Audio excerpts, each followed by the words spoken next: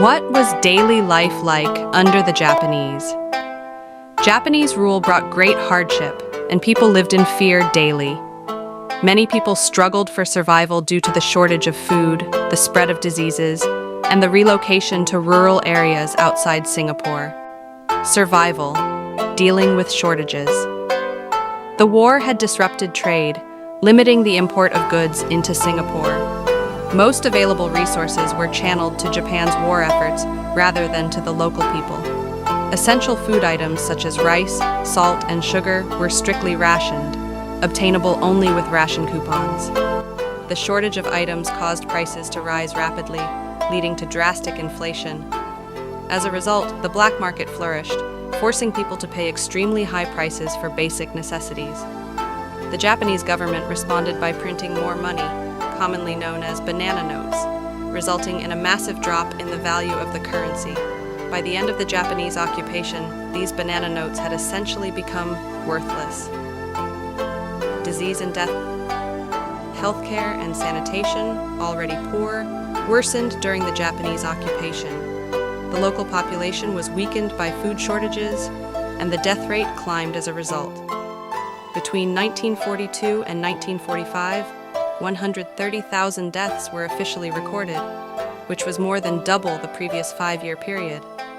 The primary causes of death were beriberi, lack of vitamin B1, pneumonia, and dysentery. POWs and civilian prisoners endured particularly harsh living conditions, with continual shortages of food and medicine and acute overcrowding.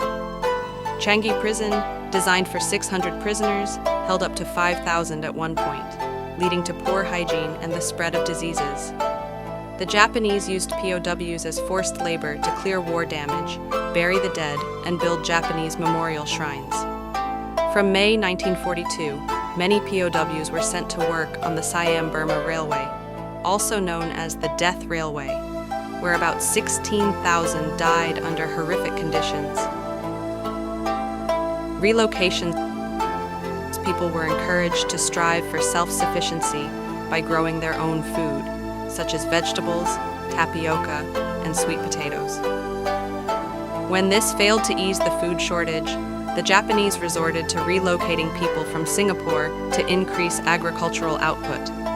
A Japanese government official, Mamoru Shinozaki, oversaw the resettlement projects to rural areas outside Singapore. The Chinese were encouraged to move to the Endau settlement in Johor, which was initially self-sufficient, but later disrupted by attacks from bandits and anti-Japanese guerrillas. The Japanese also created the Bahau settlement in Negari Sembilan for Eurasians and Chinese Roman Catholics. However, the land at Bahau was too hilly, and the soil too poor, and many people perished there. Leisure and entertainment. The Japanese authorities allowed some leisure activities to continue in order to maintain the appearance of a harmonious society. They introduced radio programs featuring Japanese songs and news in local dialects, as well as Japanese movies at cinemas. Japanese officials encouraged sports and cultural activities to reduce the stress of wartime conditions on the local population. Notices of football, baseball, tennis, and badminton matches appeared almost every day in the media. POWs also tried to keep their spirits up by organizing and participating in social, religious, and sporting activities. Examples of POW leisure included publishing a newspaper, organizing theatrical performances, and painting murals at Changi Chapel. How did the locals respond to Japanese rule? Collaboration. The Japanese actively sought the support of the Malays in administering Japanese rule. Some duties given to the Malays included policing and being part of neighborhood associations that reported hostile activity. Other groups were enlisted, including some Chinese who became informants for the Kempeier Thai during Operation Sukching. Resistance. Not everyone was willing to cooperate or accept Japanese rule. For example, 7 senior officers of the Malay Regiment refused to pledge loyalty to Japan and were subsequently executed. Others responded to ill treatment by taking up arms and joining resistance forces. 2 prominent groups were the Malan People's Anti-Japanese Army and Force 136. Both groups had the common goal of driving the Japanese out of Singapore and worked with the British to do so. Impaja members carried out sabotage attacks and aroused anti-Japanese sentiments by distributing newspapers and posters. Force 136, a secret organization set up by the British, gathered information about the Japanese and organized sabotage activities. One notable figure was Lim Bo Seng, a local businessman who organized anti-Japanese boycotts in the 1930s. After the fall of Singapore, he was recruited as an agent of Force 136 and fought the Japanese using guerrilla tactics. Unfortunately, in March 1944, he was captured and tortured for information by the Japanese. Despite the torture, he did not reveal any information and eventually died in prison on the 29th of June, 1944. Another prominent figure was Elizabeth Choi, who worked as a canteen operator at the mental hospital. She secretly delivered food, money, medicine, and messages to British POWs. As a result, she was imprisoned and tortured by the Kempia Thai for close to 200 days. After the war, she did not name her torturers, stating they had acted that way because of war circumstances. In recognition of her courage, Choi was awarded the Order of the British Empire. What problems did the people face immediately after the Japanese surrender? In spite of its early dominance, Japan was eventually defeated in World War II. As the war dragged on, Japan experienced an increasing number of defeats by the Allies, such as in the Battle of Midway. On the 6th and the 9th of August 1945, the Allies dropped an atomic bomb each on Hiroshima and Nagasaki. The estimated total death toll from the atomic bombs was 214,000.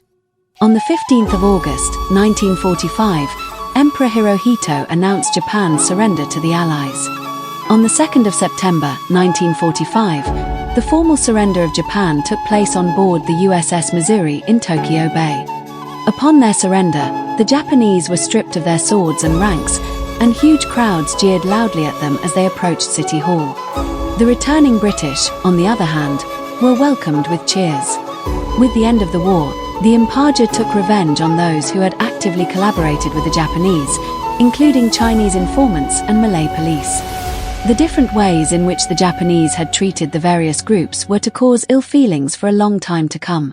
The British military administration was established and took over the administration of Singapore and Malaya from the 5th of September 1945 to the 31st of March 1946. The BMA aimed to maintain law and order and help with reconstruction in the immediate post-war years. However, it faced a host of problems as Singapore was in disarray, with food and water shortages and a broken railway system. The most urgent issue was the shortage of food due to wartime and post-war disruptions of production and shipping. Rice-producing countries such as Thailand were unable to produce enough rice to sell overseas. Furthermore, it was difficult for rice to reach Singapore as the war had destroyed a large number of merchant ships. The BMA dealt with the problem gradually by clearing the harbour so ships could enter the port. It also controlled the prices of essential supplies and provided free meals for children under 6 years old. Economic difficulties. On September 7, 1945, the BMA declared that banana notes were no longer the official currency of Singapore. This meant those who had not kept the Straits dollar had to borrow from others to survive. To ease the situation, the BMA issued special grants to the locals, but the grants were often not sufficient for large families to make ends meet. Schooling disruptions. Despite Japanese promises, the war had disrupted the schooling of many people in Singapore.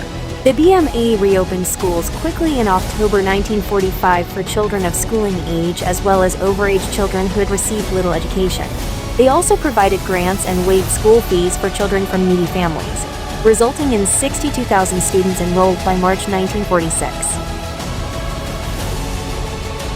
With the return of the British, people expected their lives to improve, but this did not happen immediately. While the BMA did act, the measures took time to implement and take effect, leading to growing discontent among the local population. As the post-war problems dragged on, the desire also grew among the local population to have freedom from British rule and control of their own future.